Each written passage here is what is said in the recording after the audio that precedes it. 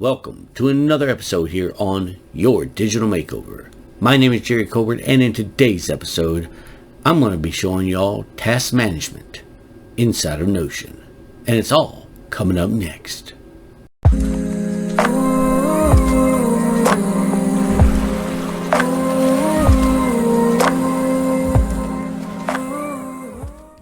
So in today's episode, I'm going to be showing y'all how I utilize Notion for my task management. Now, this is going to be another brief episode, and I'm going to probably go into more detail later on each of these segments that I'm going over or have been going over recently. But what I want to show y'all is how I have my task management set up right now. So as you see here, I have Notion open up, and I have it opens up to a thing or a page called Action Zone. Okay.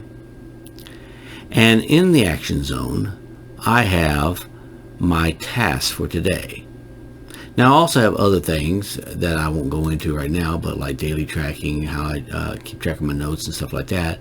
And also down here, I have my calendar that shows my tasks, so I can get a bird's eye view and maybe switch some things around. And down here, I have some other things, not related to tasks, but sort of kind of are. Like tasks are part of my projects.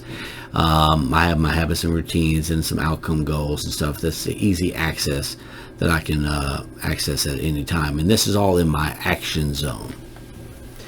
But right now, I'm going to be looking at my action items. And in here, you see I have a today view. I have a date board, which I don't really use much, and I'll probably take that out at a later time, but right now there it is. But I have a today date board, a completed today, and then I have reoccurring tasks only, non-reoccurring tasks, and errands, in case I need to look at any of those specifically for whatever it is I'm doing. Okay. Now, if you go back here to the today view, this is just going to show me what I have left to do for today. Okay. Now, if you notice, I have it in a group. If you see here under groups here, I have it set for type. And why do I have it set for type? Well, I found, and this might not always be true for you, maybe, but I found that typically I like to have my one-time items or my one-off items that are not reoccurring show up separate from my reoccurring, so I'm not bogged down with all that stuff.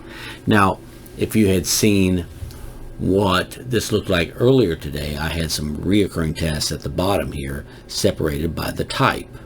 Okay, and so I could tackle those reoccurring tasks. Some of them, a lot of times, are all similar in nature, and I can just tackle them all at once and then go to my one-time items or one-off items here.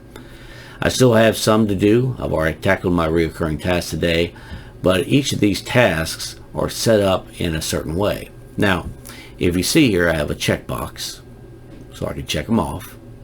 Now, recurring tasks, though, are different. I just changed the date. But for this right here, I have a state, and the state is green, meaning that it is not behind. Now, sometimes I might forget the previous day to either move a task to the next day, or I might forget to actually mark it as complete. So sometimes when I open this up in the morning, I might see something red here. That means that's an overdue task that I haven't completed. It's just a nice handy little visual, so it keeps you on track like that. Also, like I say, I have a priority section here. I have a context, which I'm kind of going back and forth on whether or not I should get rid of contacts, because they serve little to no purpose, but there are certain instances where they have served me some purpose. So I'll go in that in a later video. I also have an action date area here, a next action date. So the next action date is very useful for recurring tasks, because I have it set up where on my recurring tasks, let's say it's once a day or once a week or whatever, it'll put in the date there. And so therefore, whenever I'm done with that task for the day, I just click here and move it to whatever date that told me to move it to. Okay, and that gets rid of the recurring tasks in this visual section here. Then I also have project database in case any of these are associated with my project database. I have a completion date. Very rarely do I use it, but it's there if I need it. And then next in line and following, in case I have a project that has an action item that is necessitated on being completed either prior or after a certain task. So this will help keep me in line on that. Now, these are not the only properties though that I have. This is just all I need in this visual right here. But if you actually click on a task, and let me open it up to full view here. If you see here, I have, if I open that up, lots and lots of properties in here. But some of these properties are not needed all the time. Okay. And most of the time I keep most of these properties hidden, and these are the most used properties that I have. But some of these other properties, like down in here, are helper properties that help the rest of the task management function properly. Okay. And like I say, I have a status for active. This helps it show up properly in certain areas. I have action dates, priorities, contacts, projects, the channels, the YouTube channels that I do.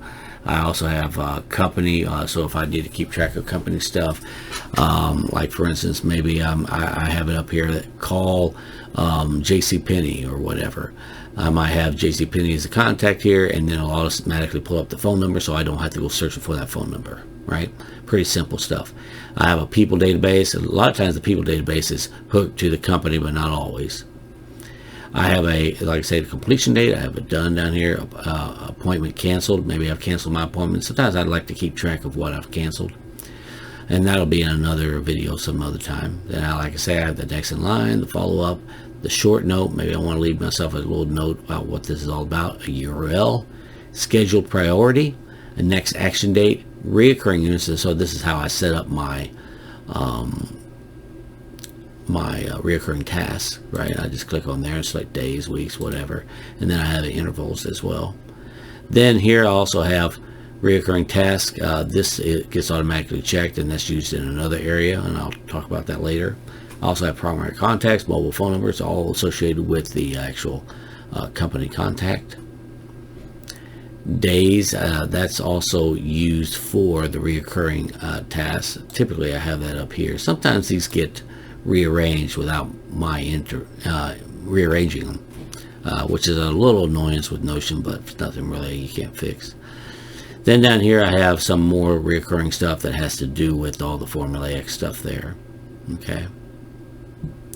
And like I say, I usually hide all of that stuff, and that's really all I usually fill out is all this stuff right here. Okay. So I just, like I say, I just want to give you all a brief overview of what I do here as far as my action items go. Okay. Anyways, like always, I do want to say thank you so much for watching this video. I hope you got something out of it, and if you did, don't forget to hit that like button right down below. That helps, you know, my videos get out there to more people. Also, if you haven't subscribed to my channel yet, please do so. I think you'll find a lot of useful information on here. And hit that notification bell just so you can get notified of any new videos. And with that being said, I want to wish you all a wonderful week, and I'll catch you in the next episode. Take care. Bye.